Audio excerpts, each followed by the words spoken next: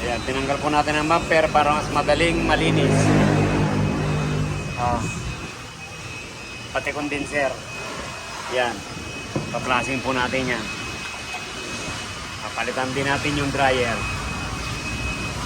Ayan, iniwan na ni sir yung Elantra niya. Ito naman, Adventure. Tama kaya ni sir? San Fernando. Anong problema rin ang Adventure mo? Kulang sa lamig. Kulang sa lamig. Palalamigin natin. Sige, sige. Palalamigin natin yung Adventure. Yan, meron din po nito si Mr. Chamba. Ayan. Kulay puti. Ayan po yung kapalit ni Bait. Wala akong makita ng high ace. Yan, yung nakita ko. Kaya yan na lang pinalit ko. Kapalit ni Bait. Ayan. Ito po yung condenser. Binaba na rin natin. Ayan. Check natin yung filter.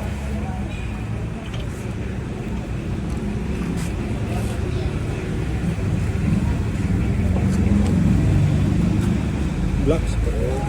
Ayan, sige. Para, ayan, tatanggalin natin ang filter. Kaya lang, paano natin maduduko to? Ayan, tutusukin lang po natin ng black screw yan. Pag mga ganyan. Kasi paano natin masusungkit to? Kasi pag tinusok natin ng black screw, ayan, hugutin na lang natin. Ayan po, ilagyan natin ng metal screw. Yun. Para madukot lang natin yung DC cam.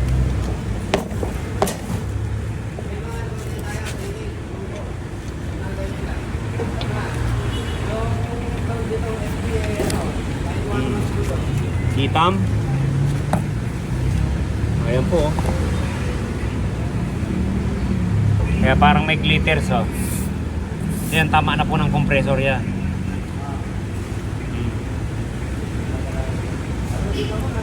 Okay.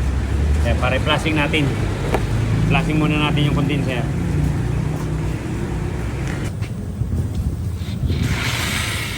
Yun, nako. Itim mo. Pero, toyo. Paano pag hindi po tayo mag-flashing? Magpapalit tayo ng compressor. Sisirain po ulit ang compressor natin. Ilalagay. Tapos ipapawaranty natin din sa binilay natin. Diba? Kaya pag black oil, hindi ko tatanggapin niya. Diba? Unang buga.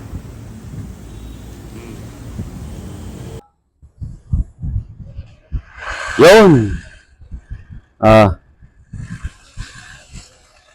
Pangalawang buga, may itim pa rin. Yan, hanggang luminaw.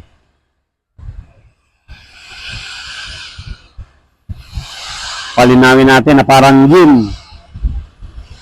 Gin bilog. Or Sprite. Ayan. Panlima.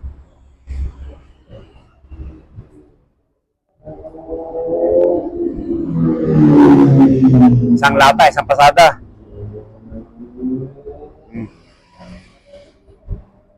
Okay. Ayan, 4.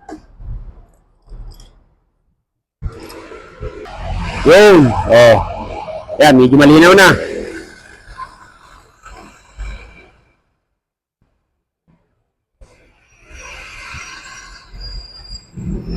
Ay ba? Ayan po.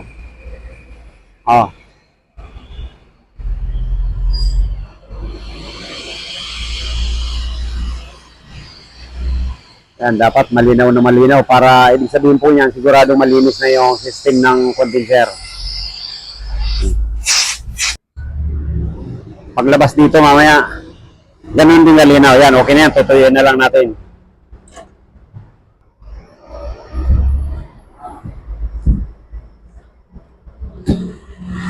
Yun! Ayan po. Kulay hinibra na yan. Okay na yan. Tuyuin na lang natin yan.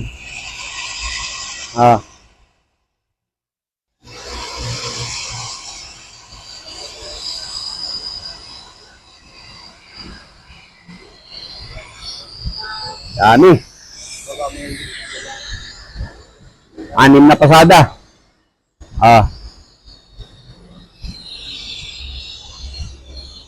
Yan.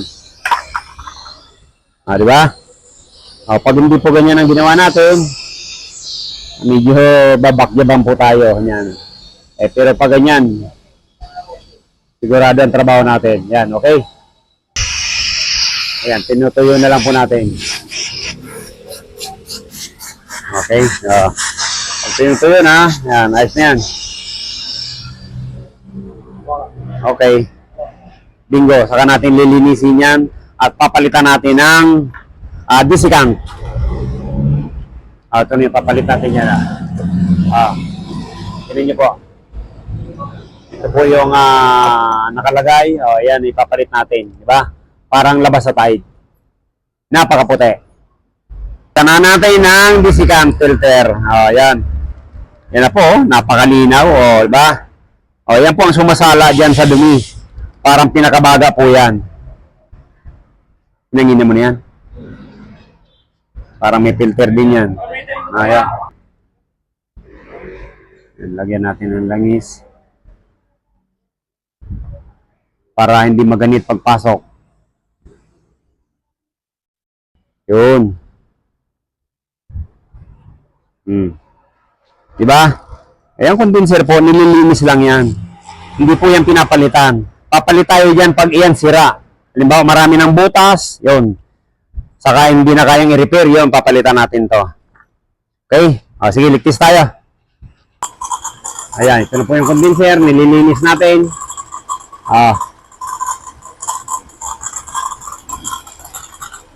Parang laba rin sa tide.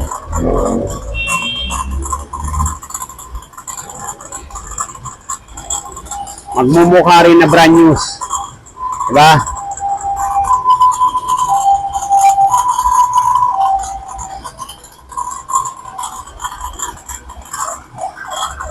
Brand news dahil galit na. Sunod, matapos linisin, yan. Yan. Ang leak niya, dyan lang sa gauge.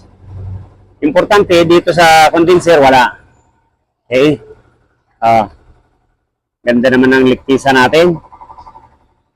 Ano lang po yan? Nabili ko lang yan sa junk shop na tangke ng stainless na vacuum. Naubusan ng tubig kaya nayupi. Inunat ko na lang. Okay? Yan. Thank you Lord. Wala naman pong singaw. At babalik na natin yan. Okay?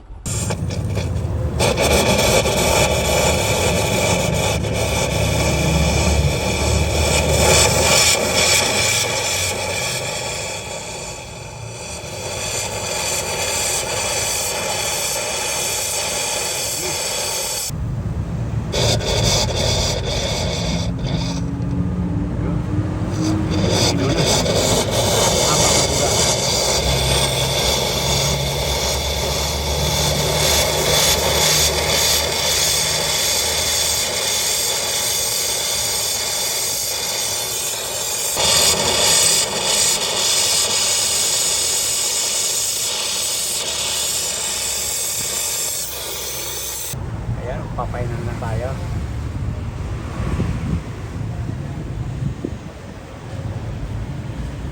Ayan, ito na po. Una puli. Ayan. Po yung zero. Original, brand new. Ito yung pinalitan natin. Okay.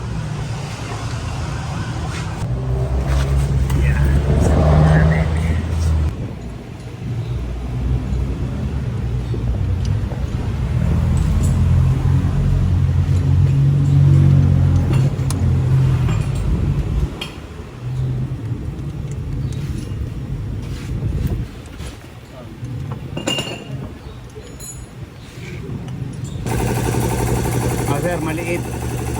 Palitan natin ng ano? Palitan natin ng hose.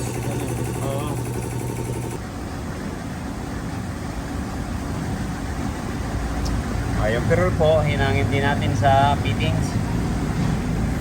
Sa aluminum.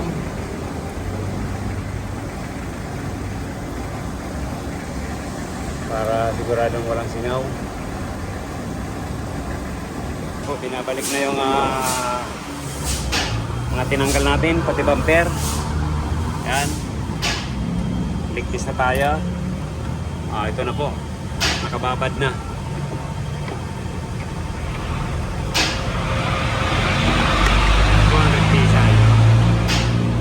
Okay. Vacuum na natin. Kanina ligtis, ngayon vacuum naman. Ayan po. Ganyan lang po tayo magpainom ng langis para sa compressor. Okay. Ayan. Ito, 9.1? 9,000? 9 point ano? 9,100.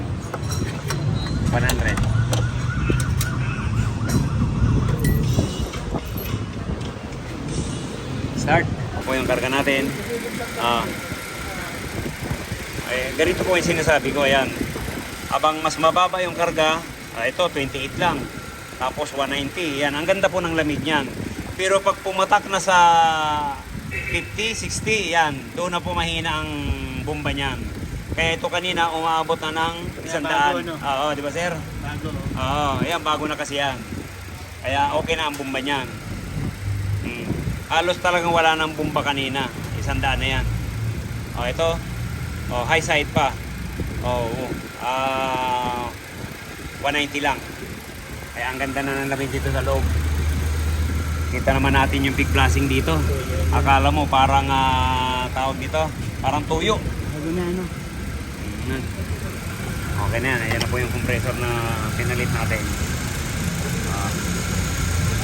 Nagkakaroon din ang effect ko rin sa, sa engine kapag sira yung compressor. Ayaw po. Siyempre, halos, ano na po yan. Hirap din na yung ano dyan dahil may sayad. Parang yan din, no? Tira ang bearing. Pinalitan lang natin ng bearing, itong Innova. Sabi ko nga, pag tumagal pa, lalaki pa ang gawak niyan. Muntik na masira, kaya okay, bearing lang. Ayos, okay na to. Check po natin ang lamig. Yung mga ganitong sakyan, napakalamig nito. Yan, tinan mo, ang bilis, oh. Bilis bumaba. Ayan siya, oh. Zero na, oh. Ayan, zero na. Minus 1. Galing. Ganda ng lamig. Sir Rod, sakdalan. Okay na po yung Hyundai Elantra na ginawa namin. Pinakita ko sa'yo yung pinagplasingan namin. Parang tuyo. Yun. Okay na sir. Nag-minus 4 yung... lamig, sobrang lamig na. Okay dito, magaling gumawa at mura pa. Ayun. Thank you po. Maraming salamat. Sa lahat ng mga mekaniko. Thank you very much. Ayan. Rocky. Salamat din po sa tiwala sa Rocky Rice. Shout out natin yung nag-recommenda sir, si Dr. Prebas. Ayan, Doc Cuevas, maraming salamat po. Si Sir Rod, Monumento siya, veterinary. kayo raw po ang nagsabi sa kanya. Ayan.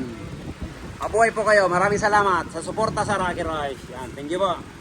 Okay na. Dami po tayong piyesa dyan.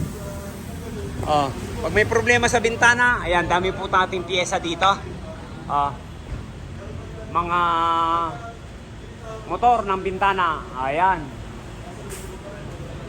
Mayroon pa po yan sa baba, hindi pa naakyat. Yan, kadi-deliver lang po yan.